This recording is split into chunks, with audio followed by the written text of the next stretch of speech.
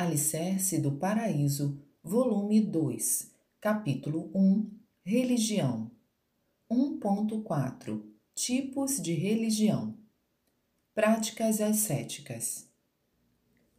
Desde a antiguidade, a fé e as práticas ascéticas são vistas pelas pessoas como se tivessem íntima relação entre si.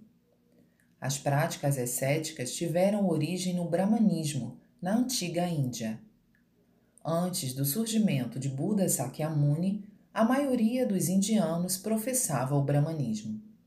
A ascese de Bodhidharma, que permaneceu sentado diante de uma parede por 9 anos, representa isso. Rakan é a representação de monges praticando a ascese, observada em pinturas e esculturas. Vemos, por exemplo, monges mantendo algo suspenso só com um braço ou permanecendo sentados na bifurcação de 2 galhos.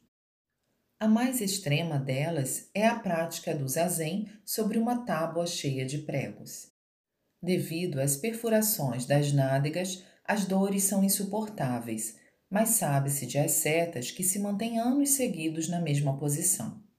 Eles acreditam que, perseverando em tais sofrimentos, conseguirão alcançar a sabedoria, ou melhor, se tornarão iluminados.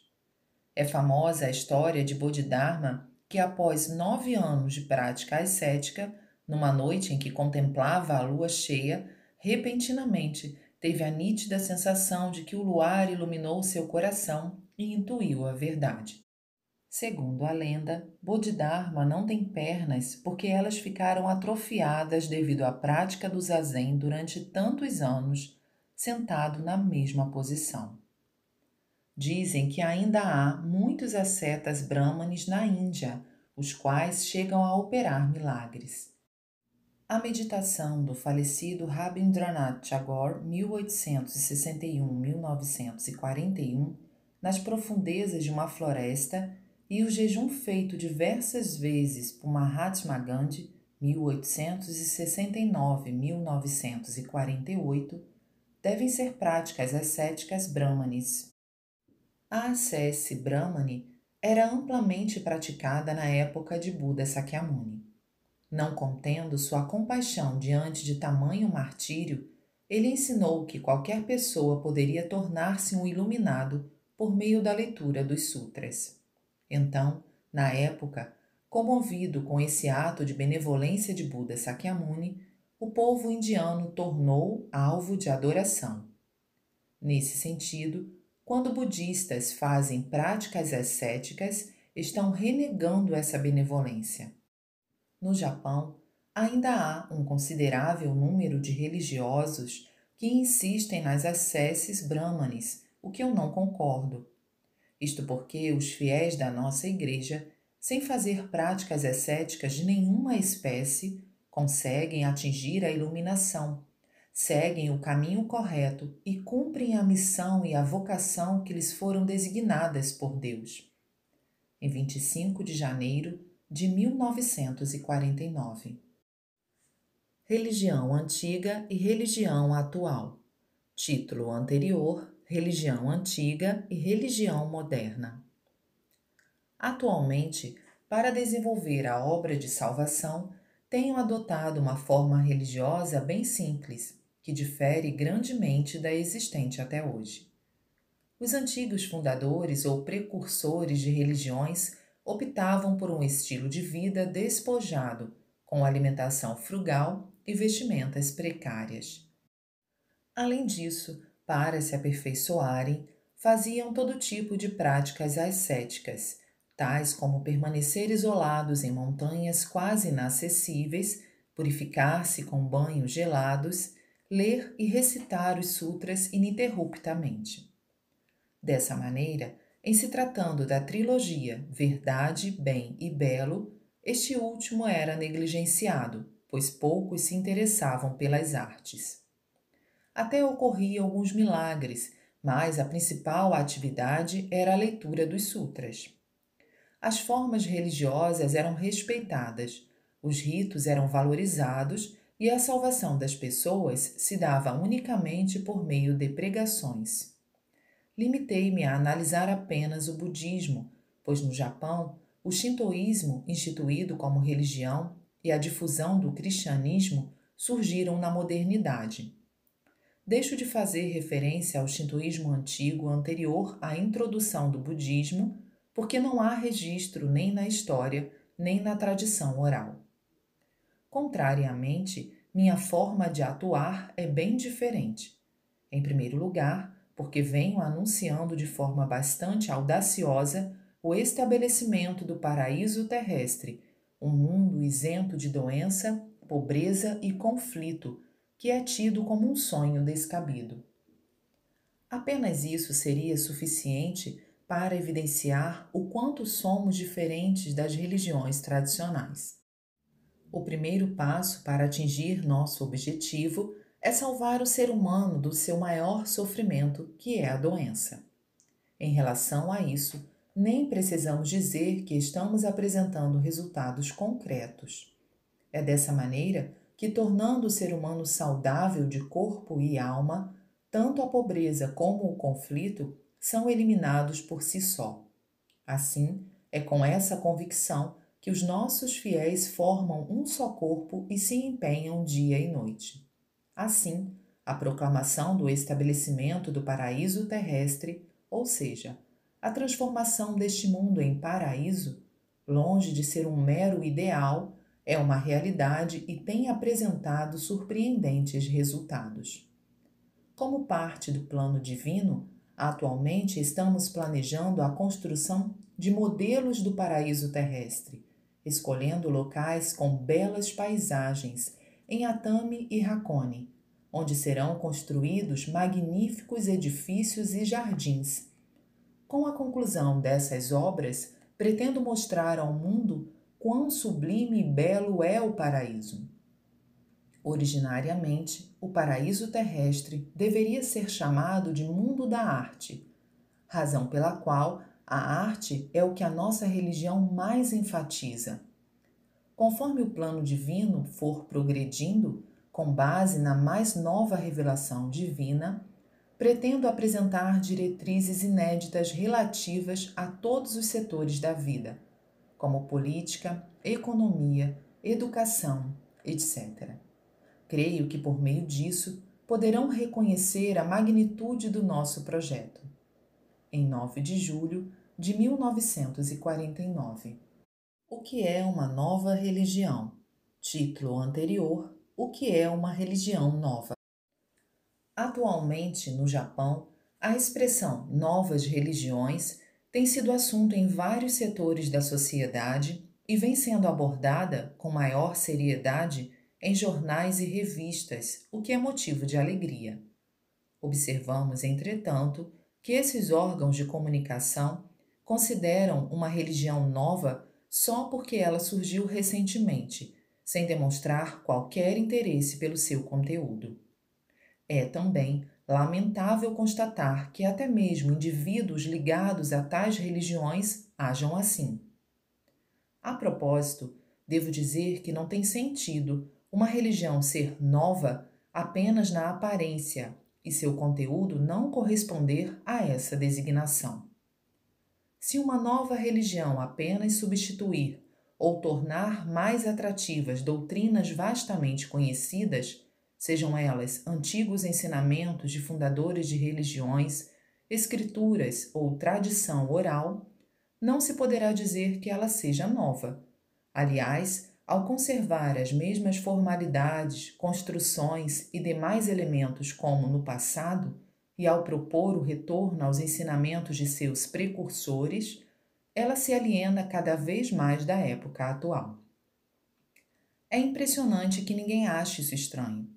Hoje em dia, se tivermos de lidar com pessoas que cursaram um nível superior e que são intelectualizadas, principalmente entre a camada jovem, por mais que tentemos demonstrar a importância de uma doutrina que cheira a mofo, certamente elas não a aceitarão.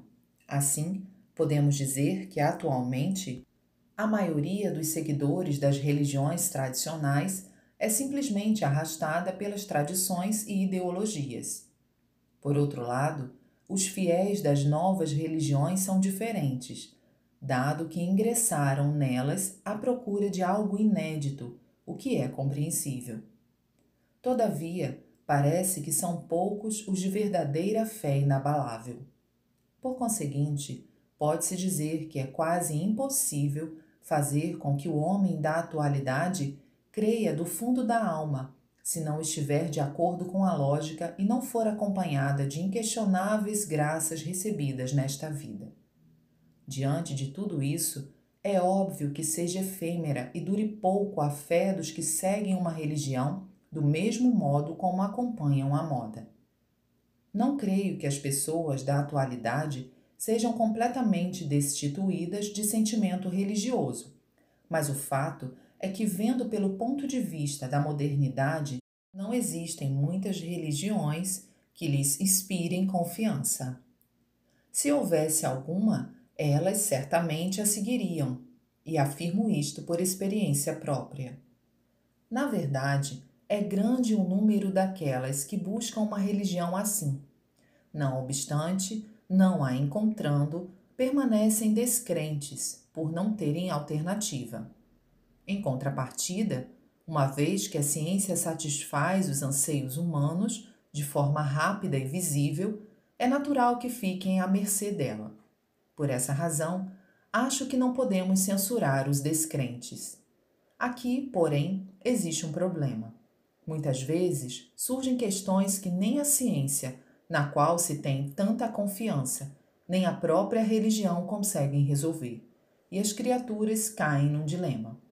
Depois, por falta de qualquer perspectiva, alguns intelectuais acabam tornando-se céticos, outros perdem as esperanças, vivem apenas para o momento presente ou ficam completamente perdidos. Outros ainda, em melhores condições financeiras, entregam-se aos prazeres mundanos. Este é o panorama atual da nossa sociedade. A ideia preconcebida de que não aparecerá ninguém que supere os grandes líderes religiosos da história contribui ainda mais para aumentar a desesperança das pessoas. Dentre estas, as que estão um tanto quanto resignadas e distantes da realidade vivem estudando doutrinas antiquadas. Em suma, o pensamento contemporâneo está totalmente confuso e ninguém sabe que rumo tomar. Rompendo a escuridão que envolve o mundo, eis que surgiu a Igreja Messiânica, que ousadamente tece duras críticas a todos os setores da cultura estabelecida, apontando uma por uma suas falácias, ensinando como deve ser a verdadeira civilização. E como essa força de atuação está sendo manifestada continuamente, podemos afirmar com absoluta imparcialidade que nossa Igreja é a maravilha do século XX. Tal afirmação fundamenta-se naquilo que sempre digo. O mundo, até agora, estava na era da noite, em que havia apenas o tênue luar como fonte de luz. Contudo, como surgiu a luz do sol, todas as coisas desnecessárias e prejudiciais, invisíveis até hoje, começaram a vir à tona. Eis o significado da expressão luz do Oriente, empregada desde os tempos antigos. Atualmente estamos atravessando a fase da aurora. Com o passar do tempo, aos poucos, o sol chegará ao seu zênite e iluminará o mundo inteiro. Seguindo esta lógica, tudo o que venho apresentando são teorias desconhecidas por todos até o presente. Em função disso, elas causam espanto e ainda há até quem as interprete erroneamente. Como o mundo esteve na era da noite durante longo tempo, não é de se admirar que os olhos de todos tenham se acostumado à escuridão e fiquem ofuscados ante a repentina revelação da cultura do dia. Existe, no entanto, um problema. Uma vez chegado o mundo do dia, Deus conservará da cultura da noite aquilo que tiver utilidade, e o que não for útil fatalmente será abandonado. Além do mais, sendo a luz do sol 60 vezes mais intensa do que o luar, até os casos de doenças não identificadas ou consideradas incuráveis serão facilmente solucionados. Os fatos evidenciados diariamente por meio do jorei de nossa religião mostram isso nitidamente. Explicando melhor, diria que assim como a lua perde o brilho diante do fulgor do sol, a civilização passará por uma grande mudança. Com o que acabo de dizer, creio que compreenderam o quanto nossa religião representa um grandioso empreendimento. Em 8 de abril de 1953. Novas lojas e lojas renomadas. Título anterior: Religiões novas e religiões tradicionais. Observando atentamente o comércio varejista, vemos que existem dois tipos de lojas, as novas e as renomadas. Como todos sabem, as lojas novas objetivam desenvolver-se amplamente e, por isso, são dinâmicas, mas ainda não ganharam a plena confiança das pessoas. Uma vez que estas desconhecem a qualidade das mercadorias e não sabem se os preços são razoáveis, com certa preocupação, compram nas novas lojas apenas a título de experiência ou para atender às necessidades imediatas. Se a loja é renomada, sem hesitar, os fregueses depositam absoluta confiança. Para eles, se for tal artigo de tal loja, certamente será bom. Na incerteza, ao invés de comprar nas novas lojas, preferem comprar naquelas lojas que lhes inspirem confiança, ainda que tenham que ir mais longe.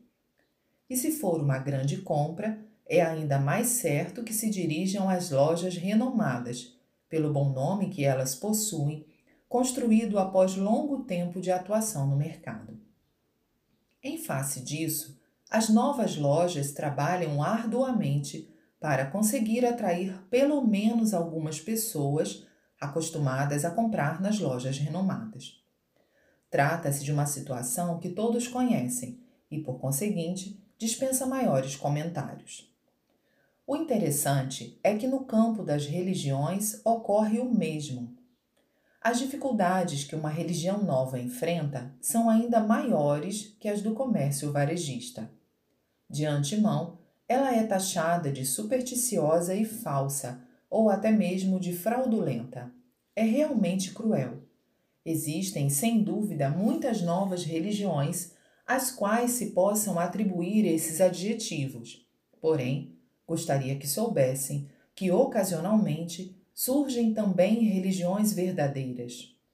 Do mesmo modo, não podemos esquecer que todas as religiões ditas renomadas, no início, invariavelmente foram novas. Foi com o passar do tempo que, pouco a pouco, elas se tornaram conceituadas. Da mesma forma, as novas lojas, trabalhando e oferecendo mercadorias de qualidade a preços justos, um dia também se tornarão renomadas. Diante disso, nota-se o quanto é errado rotular as religiões recém-surgidas como trapaceiras e falsas. Pelos motivos expostos, creio que a correta atitude dos críticos deveria ser analisar as novas religiões japonesas o suficiente antes de julgá-las como boas ou más e só depois escrever a seu respeito. Em 30 de março de 1949. Religião e ramificações. Título anterior: Religião e seitas. Nas religiões existem diversas ramificações. No cristianismo, por exemplo, as principais são o catolicismo e o protestantismo, além de muitas outras novas e antigas. Quanto ao budismo, em se tratando apenas do Japão, as principais são Shingon, Tendai, Jodo, Shinshu, Zen, Nichiren e outras, as quais, por sua vez, também estão subdivididas. Atualmente, há 58 sub-ramificações. No shintoísmo moderno, sem considerar o shintoísmo de santuário, há 13 seitas no shintoísmo sectário, sendo as principais Taisha, Mitake, Fuso, Misogi, Tenrikyo, Konkokyo, etc. O fato de as religiões se dividirem em tantas ramificações me parece ilógico, mas vejo essa questão da seguinte maneira: será que a causa não estaria nas suas escrituras? Isto porque tanto a Bíblia como as escrituras búdicas contêm muitos pontos controversos e de difícil compreensão, cuja interpretação varia de pessoa para pessoa, o que contribui enormemente para o surgimento de ramificações. Já as ramificações do shintoísmo sectário, diferentemente do budismo e do cristianismo, não possuem um grande precursor. Elas se fundamentam em textos históricos clássicos, entre os quais o Kojiki e o Nihon Shoki, ou se formaram a partir de doutrinas transmitidas pelas divindades através da possessão, ensinamentos dos fundadores de cada ramificação, entre outros. Dessa forma, o fato de uma mesma religião dividir-se em várias ramificações faz surgir a tendência aos conflitos, o que é lamentável, pois influencia negativamente a missão original da religião, de ensinar o amor pela humanidade. A causa disso, sem dúvida alguma, reside, como já afirmei, na dificuldade de interpretação das escrituras sagradas. Embora haja alguma lógica em dizer que justamente a dificuldade de interpretá-las é o seu atrativo, acredito que, no sentido de salvar a humanidade, tudo deveria ser de fácil compreensão. Sendo assim, evito ao máximo colocações de difícil entendimento, busco apresentar os ensinamentos de uma nova forma, de modo que possam ser assimilados por qualquer pessoa. Pretendo ainda, do meu ponto de vista religioso, publicar gradativamente novas interpretações sobre política, economia, educação, arte, etc. Em 5 de setembro de 1948. Religião paradisíaca e religião infernal. Título anterior: Religião celestial e religião infernal. Ao escrever abertamente sobre religião, não tenho a intenção de insultar quando digo que todas as religiões surgidas até hoje foram infernais, já que os fundadores das principais religiões, sem exceção, foram vítimas de diversas perseguições e martírios em sua fase inicial. Por essa razão, tornou-se comum pensar que o sofrimento é inerente à religião. Da mesma forma, é fato que até seus fiéis vieram sendo vítimas de perseguições e martírios registrados pela história em incontáveis episódios, alguns insuportáveis de ler, tão aterradores que são. Até mesmo Jesus Cristo, precursor do cristianismo, hoje difundido mundialmente, passou por tal situação. A perseguição pelos fariseus e a morte na cruz são histórias conhecidas. No Japão, pode-se dizer que todos os religiosos, uns mais, outros menos, tiveram uma vida repleta de sofrimentos. Buda Sakyamuni e o príncipe Shotoku foram exceções e não sofreram perseguições pelo fato de serem príncipes. Logicamente, os fundadores de religiões não são maus, muito pelo contrário, são mais virtuosos que as pessoas comuns. Sendo dotados de um extraordinário sentimento de amor e misericórdia, não conseguem deixar de salvar os desafortunados, mesmo que para isso sacrifiquem a própria vida. Por essa razão, são pessoas santas, a própria personificação do bem. Por conseguinte, seria justo o governo e o povo reconhecerem seus esforços, agradecê-los e tratá-los com a máxima consideração. Ao invés disso, preferem odiá-los como se fossem os líderes dos demônios, perseguem-nos, oprimem-nos e tentam tirar-lhes até mesmo a vida. Portanto, não existe absurdo maior. Ao analisarmos friamente, não seria mais lógico considerar como demoníacas justamente as pessoas que abominam, torturam e tentam eliminar esses grandes virtuosos? O ser humano, originariamente, ou é bom ou é mau. Não existe estado intermediário. Em outras palavras, ele está aliado ou a Deus ou ao demônio. Assim, é muito natural que quem abomina a Deus, defende o ateísmo e ataca as religiões que praticam o bem, torna-se servo do demônio. Até mesmo os fundadores de religiões hoje consideradas importantes, no começo foram tratados como seres demoníacos e tenazmente perseguidos. Conforme a própria história mostra, no final o mal foi derrotado pelo bem. As santas palavras proferidas por Jesus Cristo, venci o mundo, em meio ao seu martírio, encerram o mesmo sentido e são dignas de reflexão.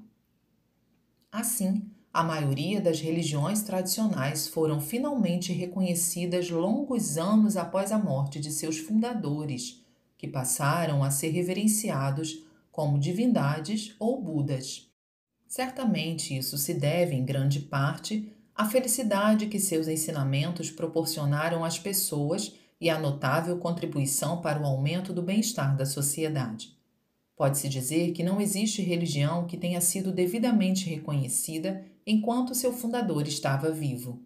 Por isso, o sofrimento é visto como algo natural e até os fiéis ficaram propensos a se comprazer com uma vida de sacrifícios. Principalmente no caso do cristianismo, ficamos comovidos ao ler a história trágica dos missionários que, seguindo o exemplo do ato redentor de Jesus Cristo, conscientes dos sofrimentos a que seriam expostos, ofereceram-se mesmo correndo risco de vida para trabalhar em territórios selvagens. Por esse motivo, creio que não há hoje nenhuma religião tão solidamente enraizada em todos os recantos do mundo como o cristianismo. Inclusive no Japão, as conhecidas expulsão dos padres e a rebelião de Amakusa nos mostram as perseguições aos cristãos. Todavia, todos esses sofrimentos foram causados por fatores externos. Por outro lado, não são poucas as crenças em que os fiéis, voluntariamente, procuram o próprio padecimento. No cristianismo, por exemplo, há grupos que seguem estritamente os mandamentos, os que praticam a abstinência e os que se entregam à vida monástica. Da mesma forma, o islamismo, o lamaísmo e o taoísmo na China, bem como o brahmanismo da Índia, caracterizam-se por considerar a abstinência como foco principal da fé. Embora em proporções diferentes, desde os tempos antigos, ocorrem fatos semelhantes entre diversas religiões do Japão, como a perseguição religiosa que o budismo impôs ao shintoísmo, a ponto de, durante algum tempo, a imagem budista de Amida Nyorai ter sido entronizada no grande santuário shintoísta de Ise. Além disso, o ascetismo dos shintoístas e as grandes perseguições vividas pelos bonzos são do conhecimento de todos. Entre estas, uma das mais famosas talvez seja a vivida por Nichiren Shonin, conhecida como Tatsunokushi. Quando a espada que o executaria foi levantada, ocorreu um milagre e ele se livrou da morte iminente. Por outro lado, existem algumas ramificações budistas que levam ao extremo o cumprimento dos mandamentos e se entregam às práticas ascéticas, e muitas que se concentram apenas em práticas de meditação. Conforme vimos acima, podemos dizer que, de forma geral, todas as religiões até hoje são infernais, pois consideram o sofrimento inerente a elas um meio para polir a alma. Assim, acabam transformando o homem em um ser anormal, que faz do sofrimento o seu prazer. Falando claramente, visto que essas religiões eram fracas, precisavam acrescentar a força humana. Então, quando menos se esperava, surgiu a nossa Igreja Messiânica neste mundo de crenças infernais. Tudo nela difere radicalmente das religiões existentes, sendo até mesmo seu oposto. Nossa religião repudia principalmente as atrozes práticas ascéticas, considerando a vida paradisíaca como a verdadeira fé. Por conseguinte, aquilo que ela ensina às pessoas é completamente diferente das religiões tradicionais no que se refere tanto à forma de pensar quanto à forma de agir. Além disso, o grande escopo de nossa instituição abarca religião, filosofia, ciência, arte e, sobretudo, os fatores essenciais para a salvação da humanidade, como a solução do problema da saúde e a revolução da agricultura, todas elas obras surpreendentes. Pode-se dizer que tudo isso constitui a condição para transformar o inferno em paraíso. E o que seria isso, senão o verdadeiro amor de Deus e a misericórdia búdica? Por conseguinte, praticar o ascetismo não é um caminho correto, pois viver de forma paradisíaca e transbordante de alegria é que significa ter sido verdadeiramente salvo. Quando isso se expandir ao mundo inteiro, surgirá de fato o paraíso terrestre. Nesses termos, o mundo paradisíaco, que é o lema da nossa religião, se inicia a partir do lar. É evidente que, com o aumento gradativo de lares paradisíacos, um dia o mundo se transformará em paraíso. Ao conhecerem essa verdade, as pessoas deveriam elogiar e louvar nossa religião e prontamente nela ingressar. Todavia, como os homens são influenciados negativamente por conceitos ateístas ou por religiões de caráter sojo, ficam desconfiados e nos interpretam mal, protelando a oportunidade de se tornarem felizes. Chegará o dia em que a verdade sobre a nossa religião certamente será compreendida. Eu aguardo este momento e empenho-me, dia e noite, de acordo com os desígnios de Deus. Em 25 de março de 1953.